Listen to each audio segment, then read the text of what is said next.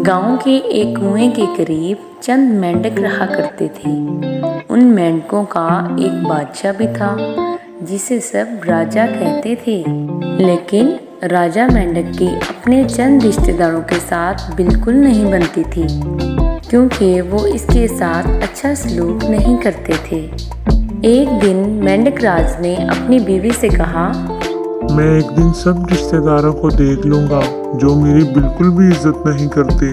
मेंढक की बात सुनकर उसकी बीवी ने उसे समझाते हुए कहा, इन लोगों को सबक सिखाने के चक्कर में आप अपने आप को ही मुश्किल में ना डाल लेना। लेकिन उसने अपनी बीवी की बात पर बिल्कुल भी कान न धरे और खूब उछलते कूदते पानी की तरफ भागने लगा। भागते भागते उसने एक सांप को अपनी बिल की तरफ जाते हुए देखा। मेंढक राज सोचने लगा कि वो सांप को अपनी दावत पर बुलाएगा और उसे कहेगा कि वो इसके सारे दुश्मनों को खा जाए। मेंढक राज सांप के बिल के पास पहुंचा और उसे बाहर आने के लिए आवाज लगाई। पहले तो सांप ने सोचा कि ये आवाज कैसी है, ये किसी सांप की आवाज तो नहीं लग रही और ना ही इसका कोई दोस्त है। यूं लगता है कि जैसे बिल के बाहर सपेरा हो।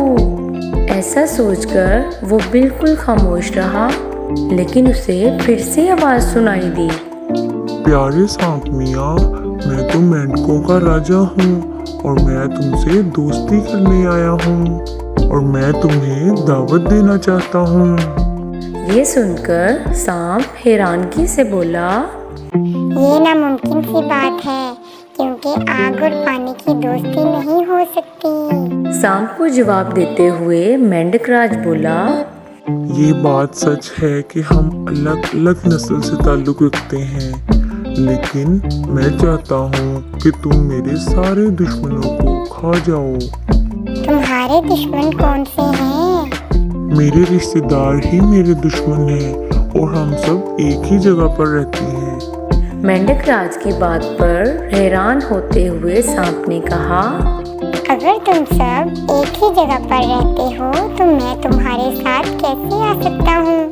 अगर मैं उन्हें मारूंगा तो वो मुझ पर शक करेंगे। मेंढक राज ने सारी बात अच्छे तरीके से सांप को समझा दी। मैं तुम्हें वहाँ जाने का रास्ता भी बताऊंगा, बस तुम मेरा ये काम कर दो।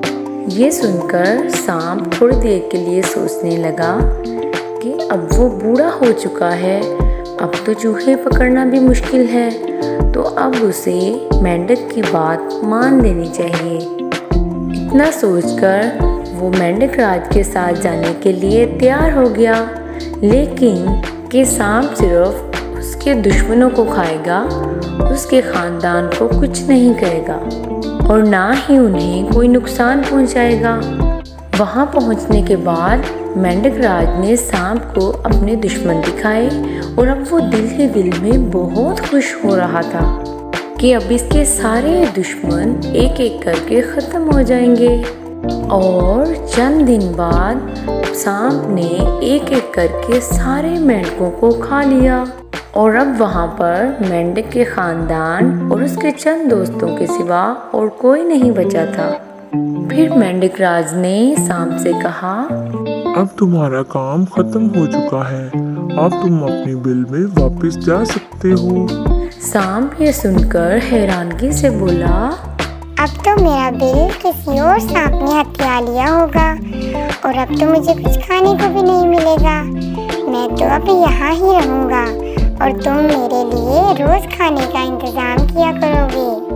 अगर तुमने ऐसा ना किया तो मैं तुम सबको एक एक करके खा जाऊँगा। अब तो मेंढक राज को अपनी गलती का एहसास हो गया था, मगर अब तो देर हो चुकी थी। अब तो मेंढक कुछ नहीं कर सकता था और सांप ने मेंढक के दोस्तों को खाना शुरू कर दिया। और एक दिन तो ऐसा हुआ कि सांप ने मेंढक के बेटे को ही खा लिया और मेंढक इस पर भी कुछ न कर सका। मेंढक की बीवी ने उसे मशवरा दिया कि वो सांप का डटकर मुकाबला करे। कुछ दिन बीत गए, लेकिन मेंढक राज कुछ ना कर सका। اب تو वहाँ पर सिर्फ मेंढक राज ही बच गया था। सांप ने मेंढक राज से कहा, अब तो सिर्फ तुम ही बचे हो और अब तो मैं तुम ही खाऊंगा। मेंढक राज बहुत डरते हुए बोला, नहीं नहीं, तुम ऐसा ना करना, मैं तुम्हारी जरूर मदद करूंगा। सांप ने कहा कि अगर तुम बचना चाहते हो तो तुम कहीं और जाओ और अपने साथी मेंढकों को लेके आओ और मेरे खाने का इंतज़ाम करो। मेंढक ने सांप की बात मान ली और वो वहाँ से बचकर निकल गया और अब उसने सोचा कि वो कहीं और जाकर रहेगा। कुछ दिन बीत गए लेकिन मेंढक राज वापस ना आया। एक दिन सांप ने गुजरते हुए चूंटी से कहा कि मोहतरमा, तुम और मेंढक तो पुराने दोस्त हो।